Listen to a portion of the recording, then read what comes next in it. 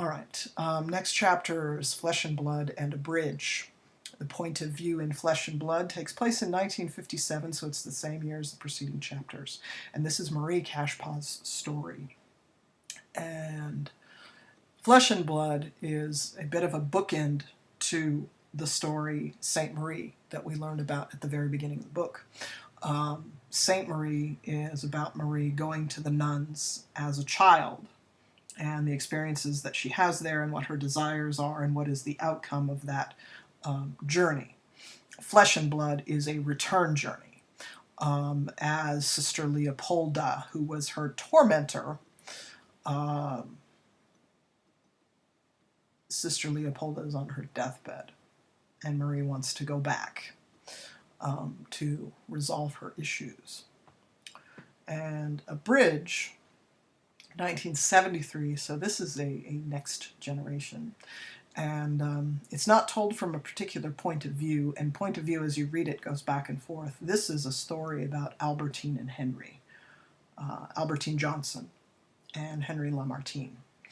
And it's a story that introduces Albertine as a teenager, feeling trapped, not really so much just on the reservation, but feeling trapped by her mother Zelda, who is of course Marie's elder daughter, and kind of wanting to escape, as many growing children do. And she goes to the cities, the Twin Cities, to make her escape, but she hasn't planned it well because she's a child and she doesn't have any money and doesn't know what to do when she gets there. And she runs into Henry Lamartine, who has, PTSD, post-traumatic stress disorder. We, of course, didn't call it that in 1973, but Henry's a mess. And anyway, so the story goes back and forth between the two of them. Point of view in the Red Convertible and Scales. Red Convertible is 1974, so this is also right after Henry has come back, and this is told from the perspective of Lyman Lamartine. Now, Lyman and Henry Jr. are both sons of Lulu.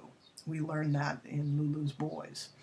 And Lyman is telling the story of basically his relationship with his brother Henry Jr., and what it was like and what things they did together, and how Henry Jr. has changed when he comes back from the war. Scales, 1980, so a few years later, and Scales is told again from the perspective of Albertine Johnson. And Albertine is the first one to start talking about Jerry Nanapush, who is, of course, the eldest of Lulu's sons, and Jerry is the only child of Lulu and Moses Pillager, and that gives him a very different character from the Lamartines. And so you learn a bit about Jerry here, and Jerry's a pretty exciting and interesting guy, and he shares a lot actually in common with Moses Pillager, which you would learn about Moses Pillager in The Island, which is told by Lulu. Okay, point of view in Crown of Thorns and Love Medicine. Crown of Thorns is told in 1981, so this is just about the end of the story. And Crown of Thorns, you might recognize this is not the only chapter that is quite reminiscent of something biblical and of the life of Jesus Christ. But Crown of Thorns is told in the third person. There's nobody talking about it here. And it is focused primarily on Gordy Cashpaw, the eldest son of Maria Nectar. And Gordy was, of course, the husband of June. And we can gather, even from the very first chapter, that Gordy was a really abusive husband, and he was an alcoholic, and he was mean. And he is not the only reason that June suffered, but she certainly suffered because of him. And this is his story after June has died. He is overwhelmed by feelings of guilt, and he is haunted, possibly literally haunted, by the ghost of June. And he's seeking redemption. Love Medicine is told by what seems to be our central character, but is actually kind of a character on the outskirts, because he doesn't talk much, and he's not really necessarily talked about much. But Lipshaw Morrissey is is kind of a Bildungsroman character, because when we start the book, in the very first chapter, Greatest Fisherman, Albertine tells us that everyone knows who Lipshaw's parents are, except Lipshaw. And when Lipshaw's telling this story, 1982, Love Medicine, Lipshaw doesn't know who his parents are either. He's been raised by Marie Cashpaw, and he's been given to understand that he was abandoned and that Marie took him in. And the story Love Medicine is about how Lipshaw discovers that the parents who raised him, which is Marie and Nectar, that they were having some problems in their old age, and he wanted to try to do something about it. So he tries to make a love medicine to restore their relationship. Doesn't end that way, but you got to read it. Okay, Point of View and Resurrection and the Good Tears, Resurrection, 1982. This is a third-person narrator, and it is focused largely on Marie. It's a kind of third-person limited because it is focusing primarily on what Marie knows and thinks and how her day is going, and you learn a lot about just kind of Marie's daily life, but also, you know, this is follows Crown of Thorns because it is about what is happening with Gordy and how Marie is taking care of him. The Good Tears, 1983, and we're just about at the end of the story here. This is told from the point of view of Lulu Lamartine, at least the first part of it is. And again, it's quite poetic in tone and everything. And the Good Tears have to do with well, by now, Lulu, Nectar, Marie, they all live in the Native American, the reservation, old folks' home, which is a pretty nice place, actually.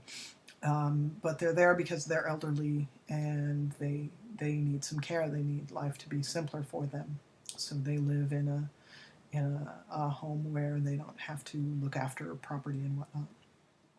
And this is the Good Tears is a kind of a resolution between Lulu and Marie, who have been in this love triangle for the entirety of the story, pretty much. Okay, the final chapter, 1985, is Crossing the Water, and the first part of it is told by Howard Cashpaw, and Howard, again, is June's grandson.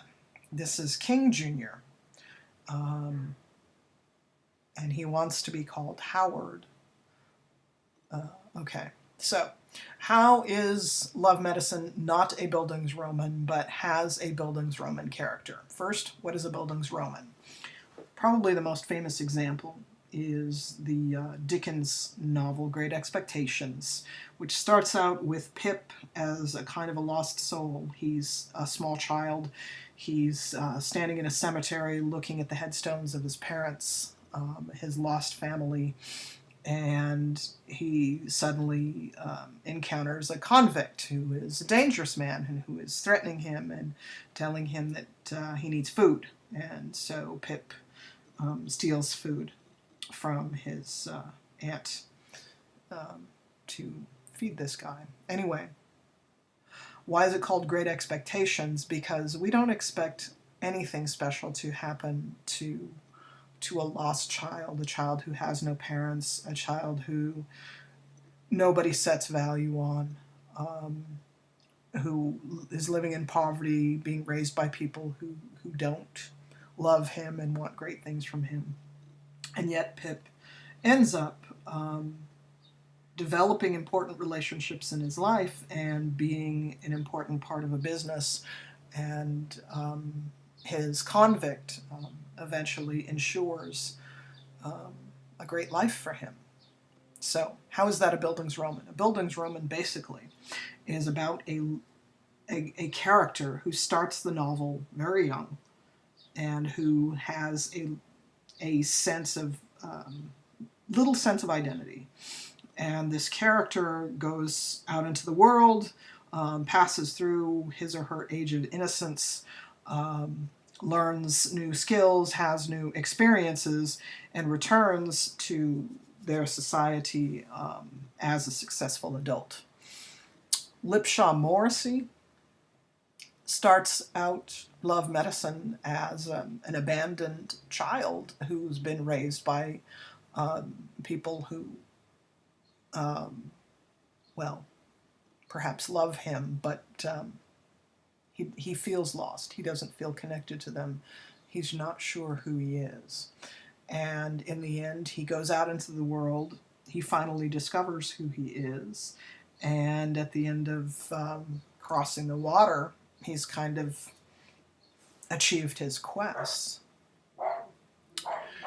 The stories in the novel seem to bookend each other, as I've pointed out with some of them, and they demonstrate growth in the characters from youth to adulthood. So the general idea from youth to adulthood is a kind of a Bildungsroman feature. But Love Medicine is not a Bildungsroman because, importantly, a Bildungsroman is always told in the first-person point of view. We don't, in a Bildungsroman, learn what other people think.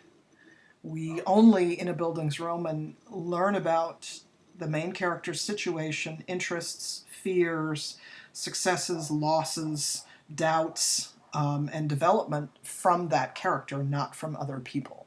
So, Love Medicine is not a Bildungsroman, but Lipshaw could be a Bildungsroman character.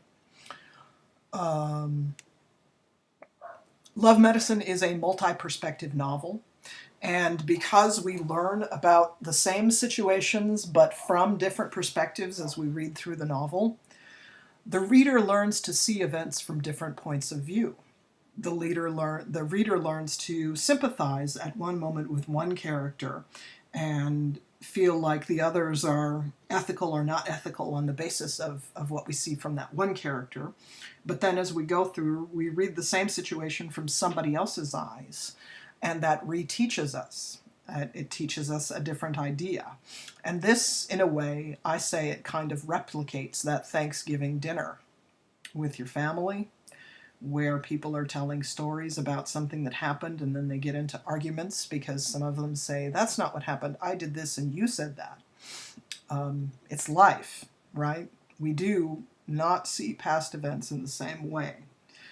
And it's important to learn different things from different people. The multi-perspective novel invites readers to take other people's points of view into account. And in that way, it increases human understanding and empathy for our differences.